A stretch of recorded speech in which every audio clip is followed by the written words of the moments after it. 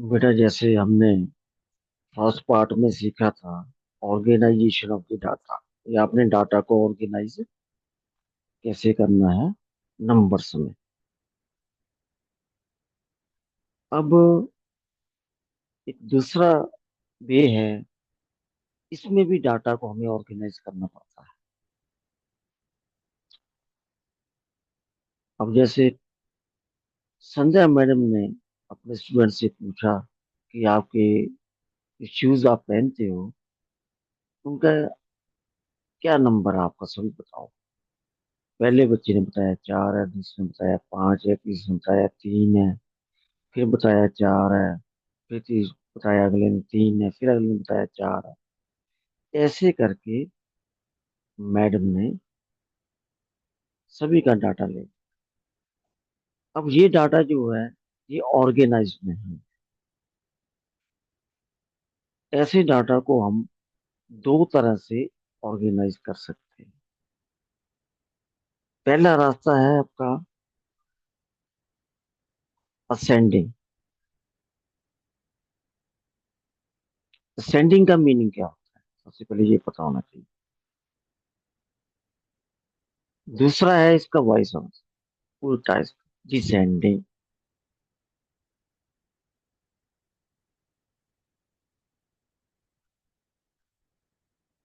Ascending का means है कि वो मान लीजिए मेरे को शू नंबर बताया तो सबसे छोटा शूज नंबर है 3, तो सबसे बड़ा शूज नंबर है 7।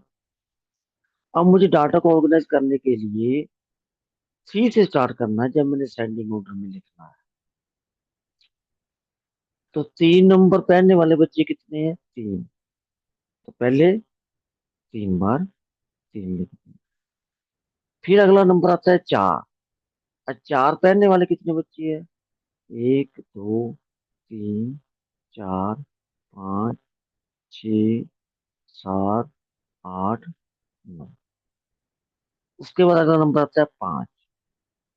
तो 5 नंबर चीज वाले कितने बच्चे हैं, 1 2 4 5 6 7 8 9 10।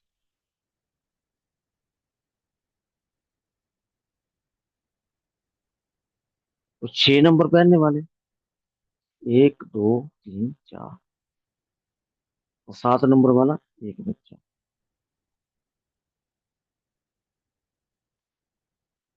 3 4 5 6 7 8 9।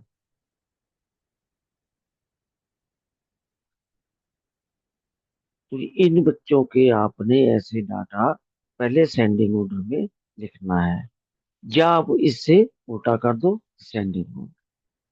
अब इसी के बेस पे आपके क्वेश्चंस क्वेश्चंस क्या है। Largest shoe size in the class, वो कितना आपके पास, 7। Smallest shoe size in the class, सबसे छोटा नंबर पहनने वाले 3 नंबर है। There are dash students who wear the shoe size 5, मतलब कितने बच्चे हैं जिनको 5 नंबर शूज आता है, वो होगी हमारे पास 10। There are dash student who wear shoe size larger than 4। Larger than 4 का मतलब है उसमें 5 वाला भी आएगा, 6 वाला भी आएगा, 7 वाला भी आएगा। वो हमारे पास कितने बच्चे हैं, 15। ये आपको डाटा को ऑर्डर में लिख के उसके बाद क्वेश्चन के आंसर्स देने होते हैं। अब जो डाटा हमें नंबर्स में नहीं दिया जाता, एक पिक्चर के रूप में दिया जाता है, तो उस डाटा को हम बोलते हैं पिक्टोग्राफ। पिक्टोग्राफ।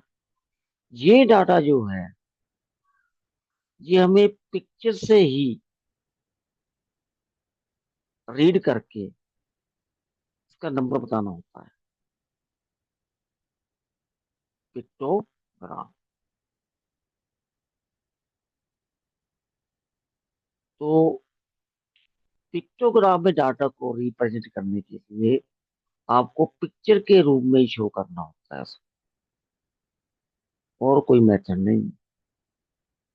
वो आप कोई भी पिक्चर शो कर सकते हो जो आप इजिली इसमें ड्रा कर सके, कोई को आपको बनाने के लिए। आप उसमें ये ट्राइंगल भी शो कर सकते हो, आप उसमें स्क्वायर भी शो कर सकते हो, आप उसमें ये डायग्राम भी दे सकते हो जो आपको अच्छा लगे। आप ये डायग्राम भी दे सकते हो जो इसमें बना रखी है, आप सीधा सर्कल भी बना सकते हो। लेकिन आपने ये बताना है कि एक पिक्चर, जैसे यहाँ मेंशन किया हुआ है, ये एक पिक्चर वन स्टूडेंट को रिप्रेजेंट करती है। अब ये जो डाटा हमें दिया गया है, जो बच्चे स्कूल आते हैं, जो अपनी प्राइवेट कार से आते हैं, तो ये जो पिक्चर है, एक पिक्चर एक नंबर स्टूडेंट को रिप्रेजेंट करती है। तो प्राइवेट कार से आने वाले कितने बच्चे होंगे मेरे पास? चार। पब्लिक बस में आने वाले कितने बच्चे होंगे? पांच। स्कूल बस में आने वाले एक, दो, तीन, चार, पाँच, छ, सात, आठ, नौ, 10, 11। ये 11 बच्चे। अब साइकिल से आने वाले कितने बच्चे होंगे? तीन बच्चे। और वॉकिंग जो पैदल चल के आते हैं, एक, दो, तीन, चार, पाँच, छ, सात।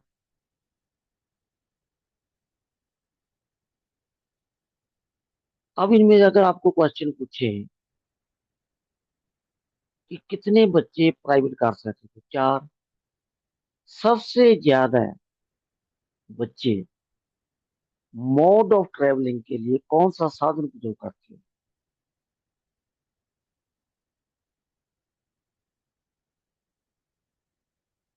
Which source is most ऑफनली used for modes of travelling? तो आपका होएगा स्कूल बस, क्योंकि वहां कितने बच्चे आते हैं?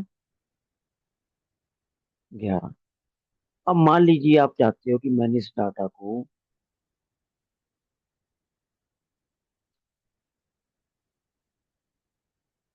स्क्वायर से रिप्रेजेंट करना है।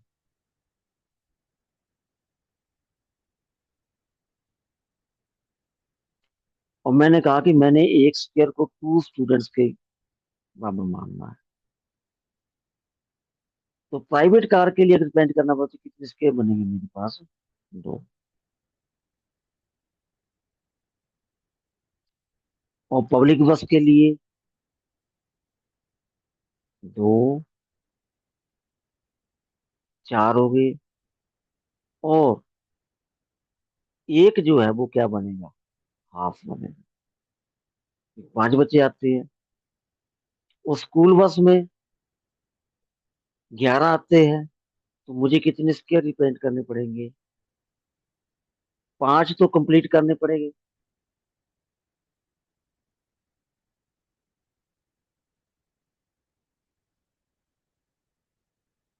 और एक मुझे हाफ करना पड़ेगा। इसके लिए भी एक कंप्लीट होगा, एक क्या होगा? हाफ। इसके लिए मुझे तीन कंप्लीट करने पड़ेंगे, और एक मुझे हाफ। किसी भी पिक्चर से आप उसको रिप्रेजेंट कर सकते हो। मान लो किसी का मन चाहा कि मैंने सर्कल में रिप्रेजेंट करना है, तो आपको कोई बाउंडेशन नहीं है। और मैंने एक सर्कल को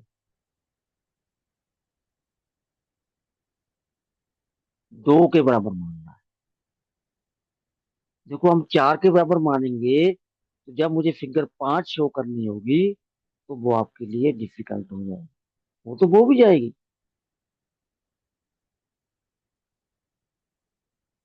तो मुझे क्या करना पड़ेगा? मान लो मैं एक सर्कल को चार स्टूडेंट के बराबर मान लेता हूँ, तो सर्कल कितने पार्ट में डिवाइड होना चाहिए? चार में। तो मान लो चार ही मान लिया मैंने, सपोज करो।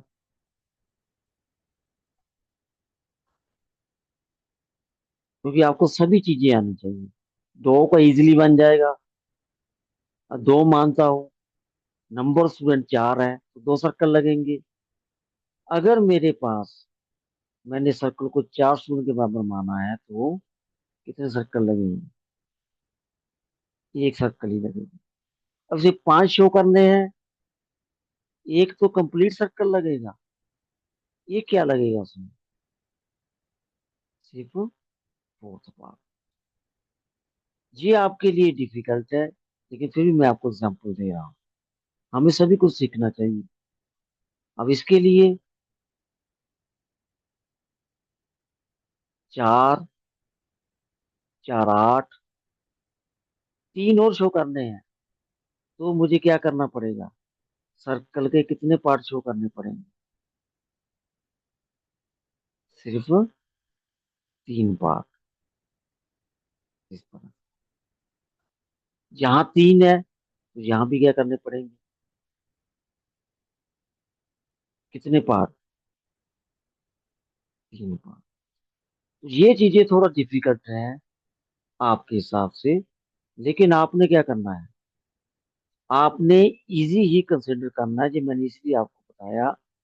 आपने अगर ज्यादा नंबर्स हो तो 2 तक कंसिडर करो, क्योंकि इसमें इवन नंबर भी आएंगे आपके पास, ओड भी आएंगे। अगर मैंने 2 मान लिया एक स्टूडेंट को, तो यहाँ कितने सर्कल लगेंगे प्राइवेट कार के लिए?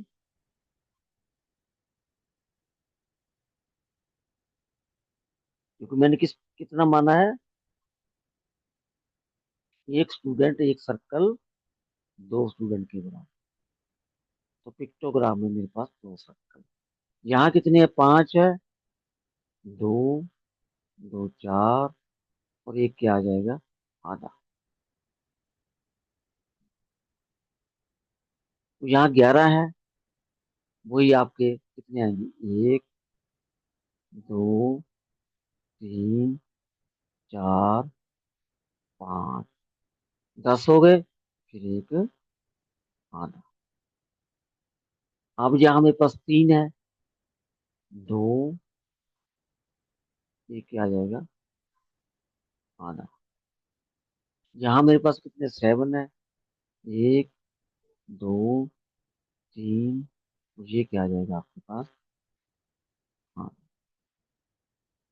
इसको बोलते हैं पिक्टोग्राम। अब इसी डाटा को आपने रीड करके ही चलना है, क्योंकि इसमें पिक्टोग्राम में क्या होता है? Only pictures. डाटा को रिप्रेजेंट करने के लिए जो सिंबल यूज किया जाता है वो पिक्चर रूप में होगा, इसलिए इसको क्या बोलते हैं? पिक्टोग्राम।